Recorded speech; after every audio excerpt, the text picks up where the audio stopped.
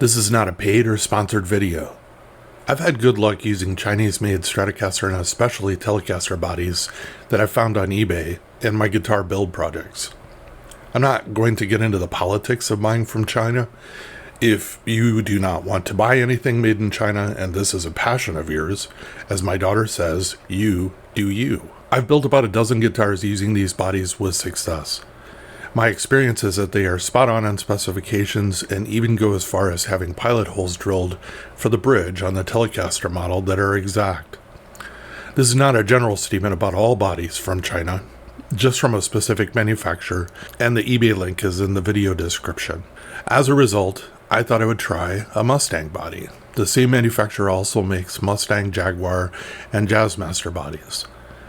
The bodies do not cost a lot, usually under $100, but the shipping is about $45 per body, so it kind of adds up. I've had them give me deals if I buy 3 or more bodies at the same time. But for $100 plus $45, it's kind of a low-risk test. I picked a white body, and I placed my order. I now started the project of scrounging for parts that I would need for the project. I found a Squier Classic Vibe used Mustang bridge for only $19 on eBay. I wanted at least a made in Mexico Fender neck and found a new Fender player Mustang neck with tuners at stratosphere.com for $279. For the electronics, this would be the first time that I'd actually build my own wiring harness for a Mustang. I've built a Mustang prior to this project, but for that build, I purchased a loaded pickguard for it, so it was more of an assembly. After looking for the parts individually, I decided to purchase a parts kit from Tone Shaper for $38. It came with all of the electronic components necessary to build the wiring harness and an easy to read and follow diagram. And to be honest with you, when you added up the parts, if I had bought them individually, it was basically about the same price. I wanted a distinctive pickguard for the project, and since the body is white, I could select pretty much anything that I wanted. As soon as I saw the orange 4-ply pickguard, I knew that that was the one for the project. Speaking of the orange 4-ply pickguard, here's a short and funny story. Of late, all 3 of the major carriers have been having issues with timely deliveries. This is UPS, USPS, and FedEx. I think that we're just kind of overloading them, and now shipping anything ground, it's pretty much a crapshoot as to when it's going to get there. USPS in the past 6 months or so has done some things that I think are actually entertaining and comical, at least for me. And the journey that this little orange pickguard is one of those small comedies. It started out being shipped out in Texas. It sat there for a while before then leaving for Oklahoma, Arkansas, and then Florida. Who am I to question the logistical practices that USPS has in place to get deliveries from Texas to me in Northern California? I'm just a spectator. Maybe this was a new route. It sat in Florida for almost a week. I do not know what it was doing there, but as soon as it seemed that maybe it was taking up permanent residence in the Sunshine State, it then moved on north to Alabama and then Georgia. I think it then decided to spend some time in the Carolinas. Maybe being an orange pickguard, it has a proclivity towards vinegar or mustard-based barbecue sauces. It's not really my thing, but who knows? Every day while having my morning coffee, I would report the journeys and adventures of my orange pickguard to my wife. After staying for a bit in North Carolina, it took off for Massachusetts and then Connecticut. At this point, I didn't really care if the pickguard ever actually got to me. I think it was getting far more enjoyment and entertainment knowing it was out there in the world seeing things and having a great time.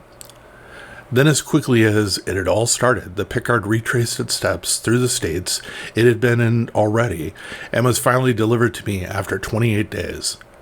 It almost seemed a crime to install it on a guitar, but I decided since the body was from China and the neck of the guitar was made in Mexico, it would feel at home and fit in perfectly.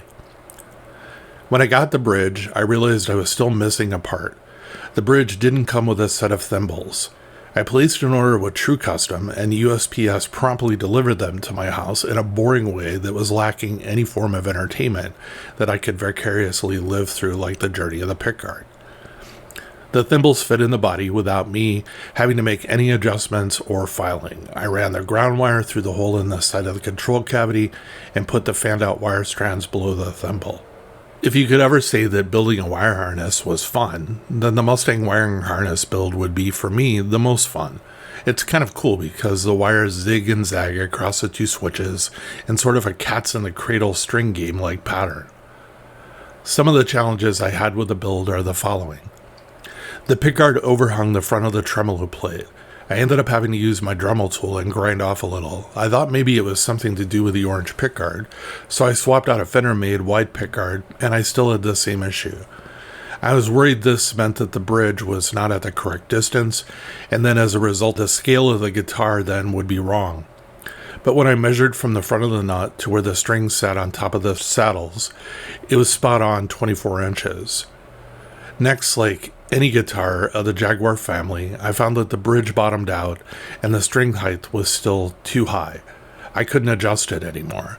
I pulled the neck and placed a 0.5 degree maple shim in place, and this fixed the problem. Lastly, I was trying to install a set of Magneto Labs really cool P90 sized Strat pickups. They were too tall and were bottoming out in the routed channels, and as a result, I was unable to set the pickup height properly, and they were always distorting when I was playing clean. When I compared them side by side to a standard set of single coil Seymour Duncans, they were almost a 1/4 inch taller. I did not want to route the body, so I decided to install a nice set of Seymour Duncan single coils instead. I like telling you the challenges I've had with assembling a guitar, so when you do it, you have a realistic expectation of what you're going to face. Almost always, what I start out with trying to do doesn't usually work out exactly as I had intended, meaning that when you have disparate parts from manufacturers from all over the world, and they're following somewhat standardized specifications, but within loose tolerances, you're bound to not have things go together directly or perfectly. You're going to have to do some filing and some adjustment here and there. The real thing to focus on, though, is you need to keep your cool and see all of it for the puzzle that it really is. Look at the problem and come up with a solution. Don't ever rush things, because this is when you're sure to F things up. I know that I do. Take your time and walk away if you need to gain perspective and inspiration. Look at the things I needed to overcome in this project. I needed to modify the pickguard. The first set of pickups would not fit properly without me routing, so I ended up installing a different set of pickups. And the neck and body needed a shim to get the perfect angle so I could properly adjust string height. Just think of it this way. It is all an uncharted and unexpected journey, kind of like you are an orange pickguard.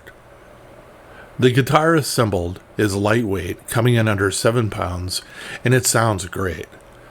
I love the look of the white body with the orange pickguard, very distinctive looking. Although not exactly what I had planned, it still turned out in a way that makes me proud of what I did with this guitar.